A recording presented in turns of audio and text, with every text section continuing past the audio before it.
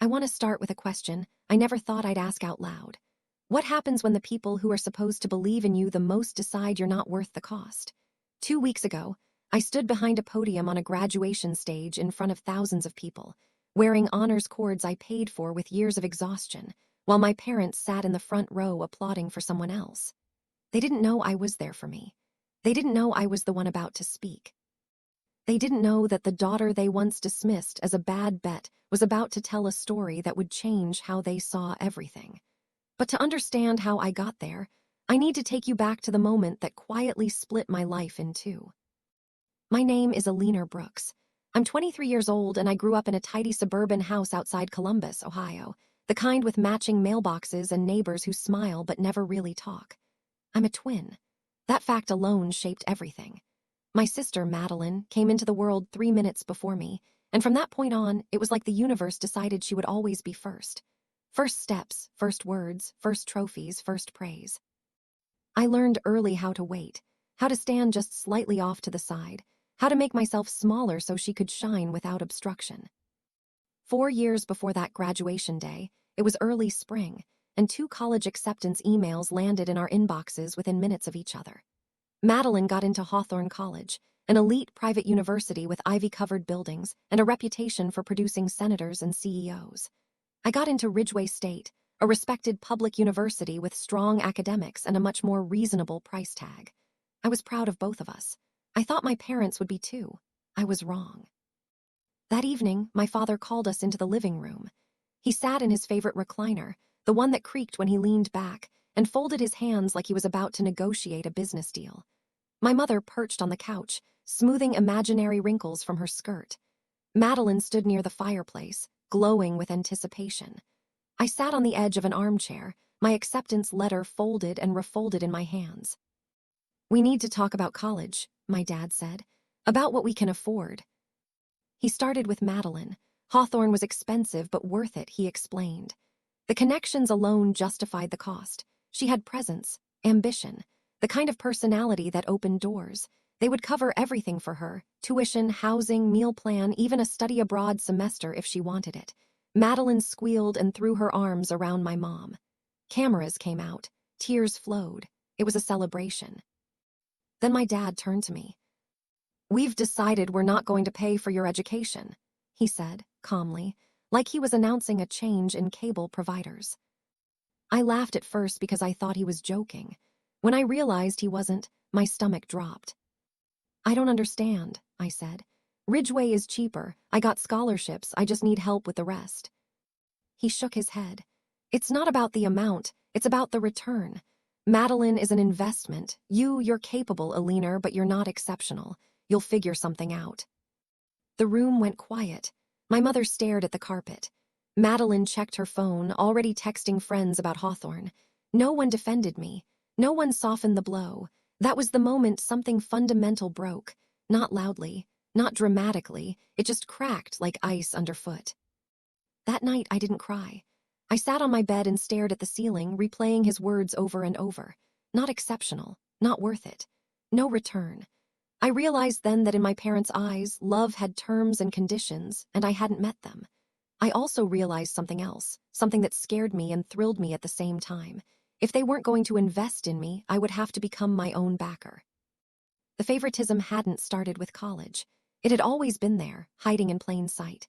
When we were 16, Madeline got a brand new car with a ribbon on the hood. I got her old phone, cracked screen and all. When she went on spring break trips and summer programs overseas, I stayed home and worked retail.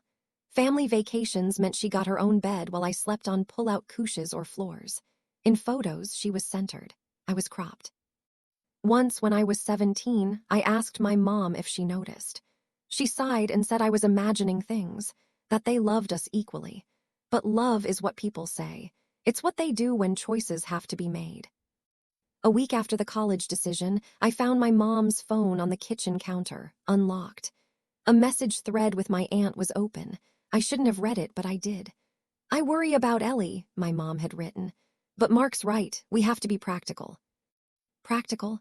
That word followed me to my room and sat heavy on my chest.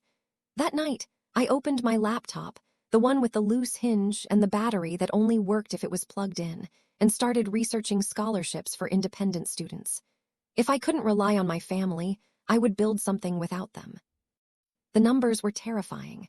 Ridgeway State was affordable by comparison, but affordable didn't mean cheap. I mapped out every possible scenario on notebook paper, calculating tuition, rent, food, books. My parents' contribution, zero. My savings from part-time jobs, barely enough to last a semester. The gap felt insurmountable. I considered giving up. I considered taking on crushing debt. I considered delaying college indefinitely. But every option felt like confirming my father's verdict. I refused to do that. That summer, I worked 3 jobs: mornings at a coffee shop, afternoons tutoring high school students, weekends cleaning offices. I found the cheapest room I could near campus, a tiny space in a house with 4 other students, no air conditioning, no privacy, but it was mine. I planned my days down to the minute. Sleep became optional. Determination did not. While Madeline posted photos from beach trips and campus tour, I packed thrift store dishes into cardboard boxes and told myself this was temporary. Every night before bed, I whispered the same sentence: "This is what freedom costs." Freshman year was brutal. I missed parties, skipped social events, lived on instant noodles, and borrowed textbooks from the library. I watched other students complain about workload while I juggled classes and jobs and exhaustion. Sometimes I felt invisible. Other times, I felt sharpened by the struggle. Thanksgiving came and I couldn't afford to go home. I called anyway. My mom sounded distracted. My dad didn't come to the phone. In the background, I could hear laughter, clinking dishes, Madeline telling a story. After we hung up, I opened social media and saw a photo of them around the table. 3 place settings, no space for me. Something inside me went quiet that night. The longing faded, replaced by resolve. Second semester, I took a political economy class with Professor Hannah Levin, a woman with a reputation for brilliance and intimidation. I poured myself into her assignments. When she returned my first paper with an A and a note asking me to see her, I assumed I was in trouble. Instead, she told me it was one of the strongest undergraduate analyses she'd read in years. She asked about my background. I told her the truth. She listened without interrupting. Then she said, "You know about the Northbridge Fellowship." I laughed. It was one of the most competitive scholarships in the country. Full ride, living stipend, national recognition. "That's for people who actually matter," I said. She smiled. "That's for people who refuse to quit. I think you should apply." The next 2 years were a blur of work and study. I kept my GPA perfect. I burned out more than once. I fainted at work. I cried in bathrooms. I kept going.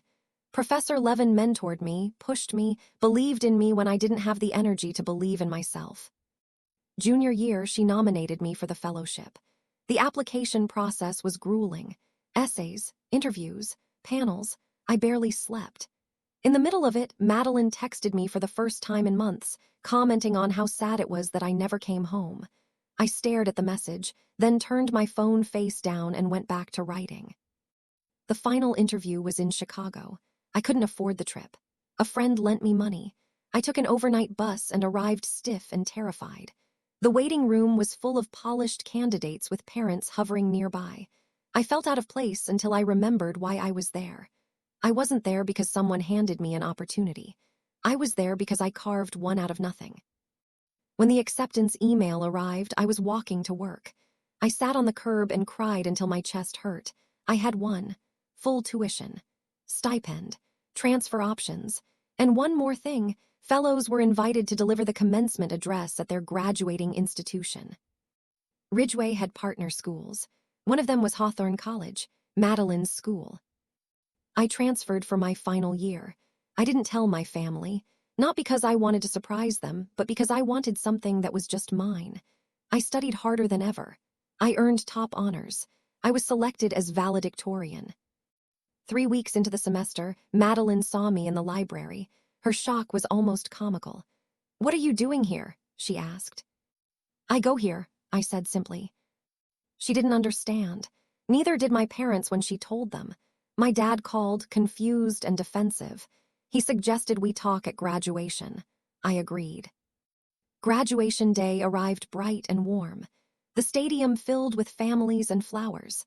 I sat near the stage, gold cords draped over my gown, my heart steady. Madeline was with her friends. My parents were in the front row, cameras ready for her moment. When the president introduced the valedictorian, my name echoed across the stadium. I stood. I walked to the podium.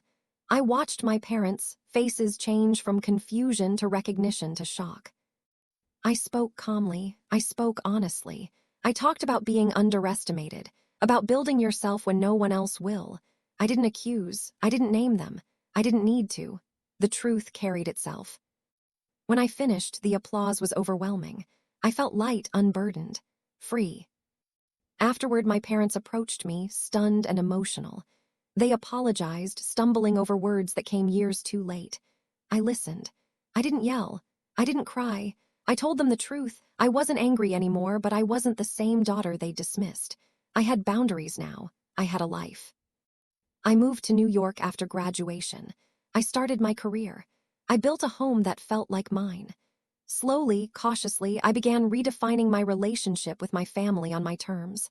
Some days are easier than others. Healing isn't linear, but I know who I am now. I used to think success was the best revenge. It's not. Peace is. Knowing your worth without needing anyone else to confirm it. If you've ever been told you weren't enough, I want you to hear this. You are. You always were. If this story resonated with you, take a second to like this video, subscribe to Plot Point, and share your thoughts in the comments. Your support helps stories like this reach the people who need them most.